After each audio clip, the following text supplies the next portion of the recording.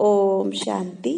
15/1/26 बाबा जी कह रहे हैं, मीठे बच्चे, तुम्हारे मुख से कभी भी हे ईश्वर, हे बाबा शब्द नहीं निकलना चाहिए।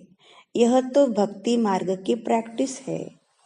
प्रश्न, तुम बच्चे सफेद ड्रेस पसंद क्यों करते हो? यह किस बात का प्रतीक है? उत्तर, अभी तुम इस पुरानी दुनिया से जीते जी मर चुके हो, इसलिए तुम्हें सफेद ड्रेस पसंद है। यह सफेद ड्रेस मौत को सिद्ध करता है। जब कोई मरता है तो उस पर भी सफेद कपड़ा डालते हैं। तुम बच्चे भी अभी मरजीवा बने हो। ओम शांति। रूहानी बाप बैठ बच्चों को समझाते हैं। रूहानी अक्षर न कह, सिर्फ बाप कहे तो भी ठीक है। बाप बैठ बच्चों को समझाते हैं। सब अपने को भाई भाई तो कहते ही है, तो बाप बैठ समझाते हैं बच्चों को। सभी को तो नहीं समझाते होंगे, सब अपने को भाई भाई कहते ही है। गीता में लिखा हुआ है भगवान वाच। अब भगवान वाच किसके प्रति? भगवान के है सब बच्चे। वह बाप है तो भगवान के बच्चे सब ब्रदर्स है। भगवान ने ही समझाया होगा, राजयोग सिखाया होगा।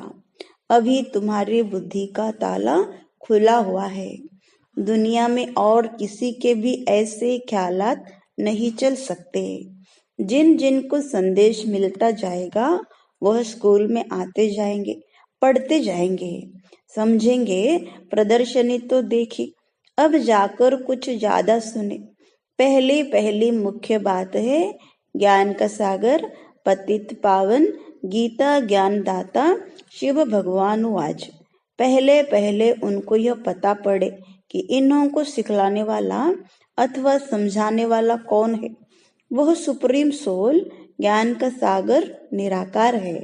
वह तो है ही सत्य, ट्रूथ। वह सत्य ही बताएंगे, फिर उसमें और कोई प्रश्न उठ नहीं सकता। पहले तो इस पर समझाना है हमको परमपिता परमात्मा ब्रह्मा द्वारा राजयोग सिखलाते हैं। यह राजाई पद है, जिसको निश्चय हो जाएगा कि जो सबका बाप है वह पारलौकिक बाप बैठ समझाते हैं, वही सबसे बड़ी अथॉरिटी है। तो फिर दूसरा कोई प्रश्न उठ ही नहीं सकता। वह है पतित पावन। तो जब वह यहाँ आते हैं तो जरूर अपने टाइम पर आते होंगे। तुम देखते भी हो, यह वही महाभारत लड़ाई है। विनाश के बाद फिर वाइसलेस दुनिया होनी है। यह है विशेष दुनिया। यह मनुष्य नहीं जानते कि भारत ही वाइसलेस था। कुछ भी बुद्धि चलती नहीं। गॉडरेज का ताला लगा हुआ है, उसकी चाबी एक बाप के पास ही है। इसलिए उनको ही ज्ञानदाता दिव्य चक्षु विधाता कहा जाता है। ज्ञान का तीसरा नेत्र देते हैं। यह किसको पता नहीं है कि तुमको पढ़ाने वाला कौन है। दादा समझ लेते हैं तब टीका करते हैं, कुछ न कुछ बोलते हैं। इसलिए पहली बात ही यह समझाओ। इसमें लिखा हुआ भी है शिव भगवान वाच। वह तो है ही ट्रुथ। बाप समझते हैं कि मैं पतित पावन शिव हूँ। मैं परम धाम से आया हूँ इन सालिग्रामों को पढ़ाने। बाप है ही नॉलेजफुल। सृष्टि के आदि मध्य अंत का राज समझाते हैं। यह शिक्षा अभी तुमको ही बेहद के बाप से मिल रही है।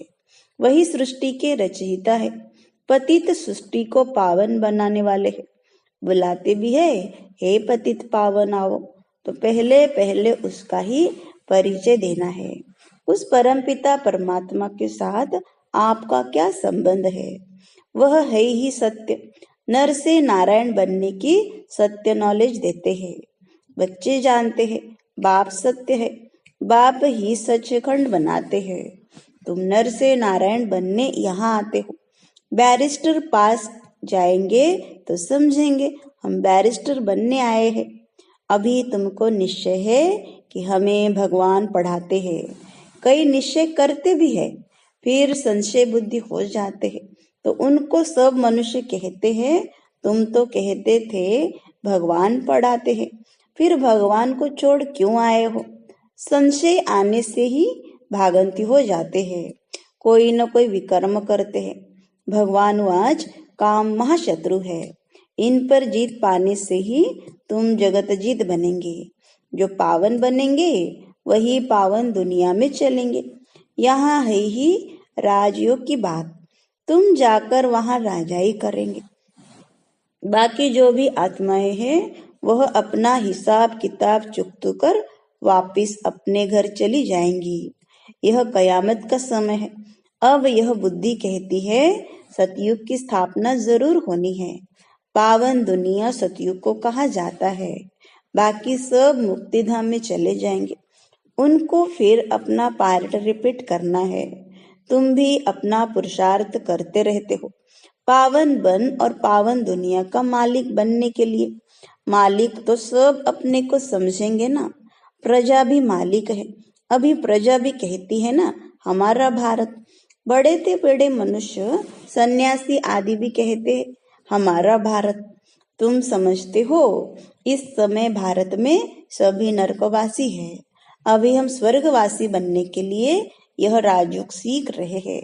सब तो स्वर्गवासी नहीं बनेंगे, यह अभी ज्ञान आया है। वो लोग जो सुनाते हैं, शास्त्र सुनाते हैं, वह है शास्त्रों की अथॉरिटी। बाप कहते हैं यह भक्ति मार्ग के वेद शास्त्र आदि सब पढ़ने से सीढ़ी नीचे उतरते जाते हैं। यह सब है भक्ति मार्ग। बाप कहते हैं जब भक्ति मार्ग पूरा होगा तब ही मैं आऊंगा। मुझे ही आकर सब भक्तों को भक्ति का फल देना है। मेजॉरिटी तो भक्तों की है। सब पुकारते रहते हैं ना, हे गॉड फादर।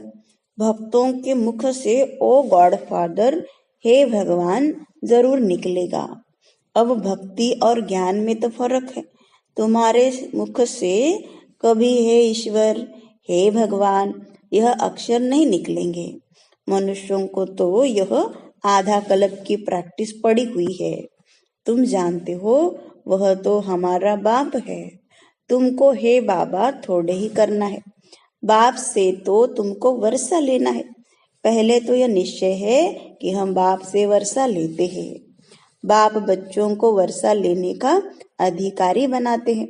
यह तो सच्चा बाप है ना।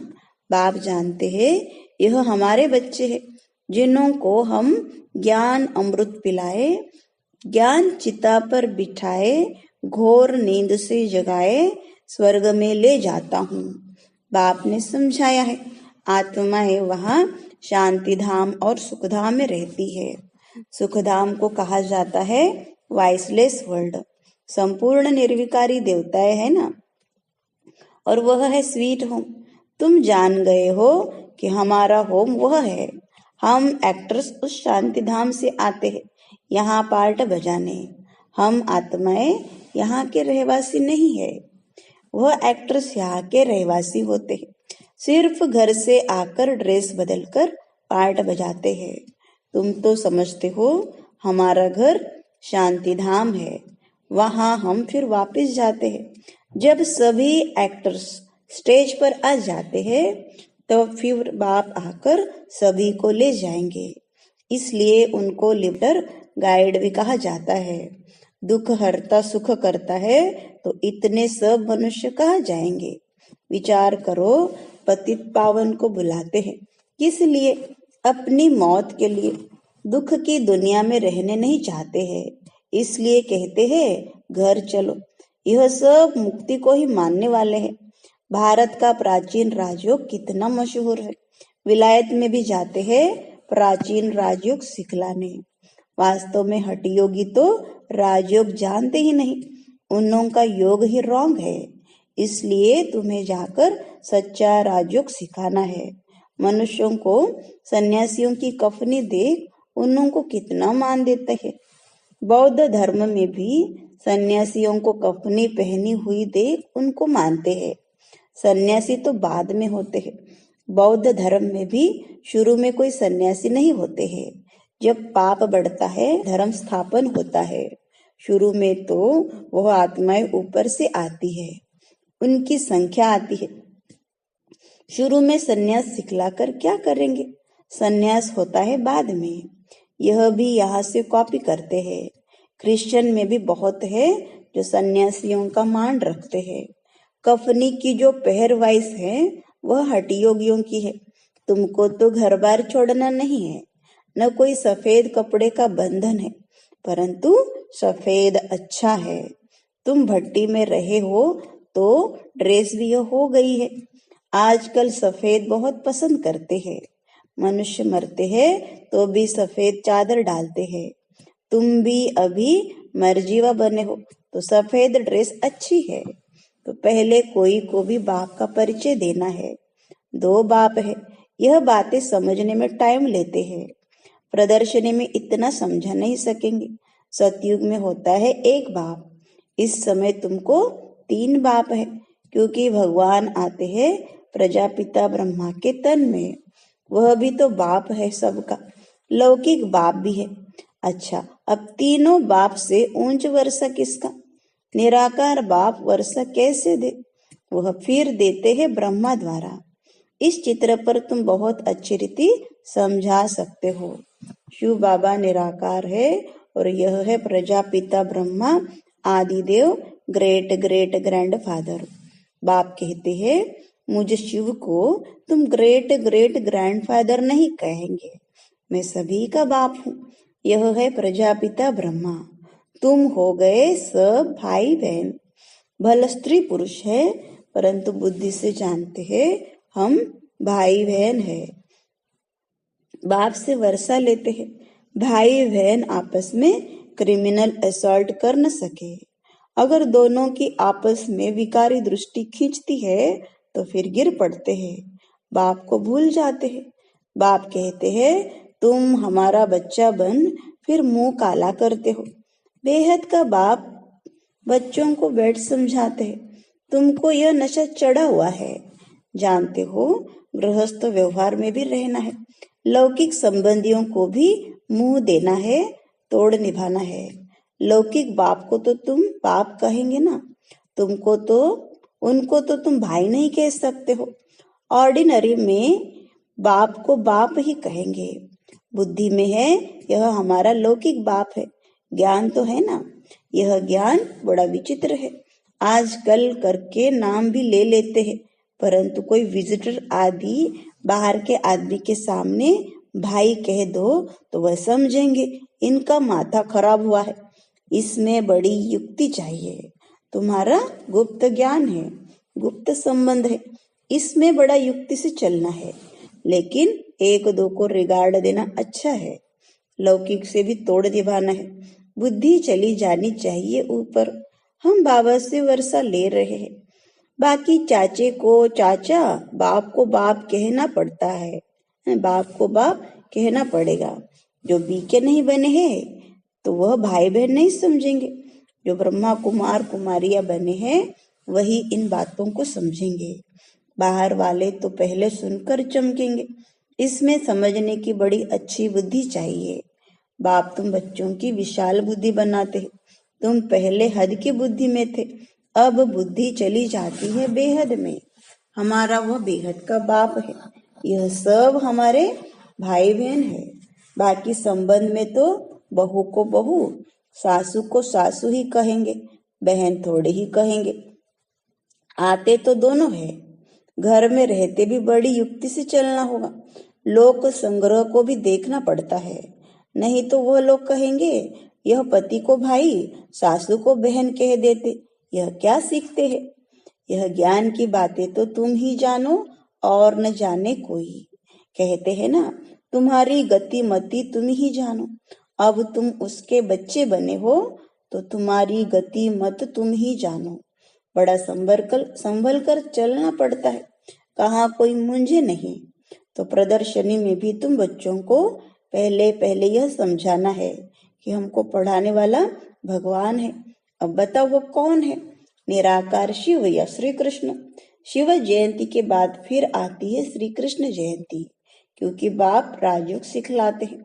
बच्चों के बुद्धि में आया ना, जब तक शिव परमात्मा न आए शिव जयंती मना न सके।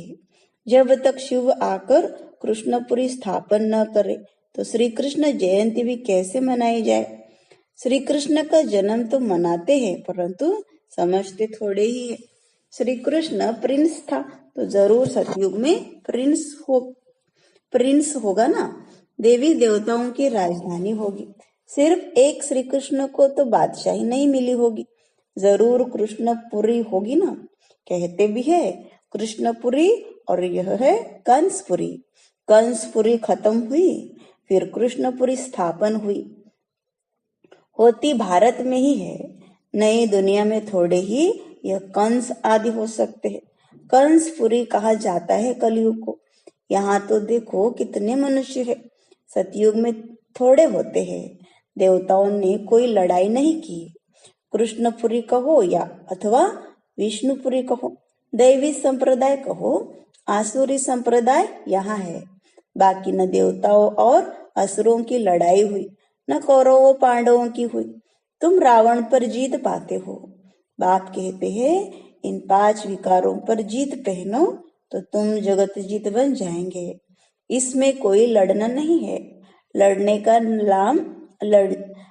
का नाम तो हिंसा हो जाए। रावण पर जीत पानी है परंतु नॉन वायलेंस से। सिर्फ बाप को याद करने से हमारे विकर्म विनाश होते हैं। लड़ाई आदि की कोई बात नहीं।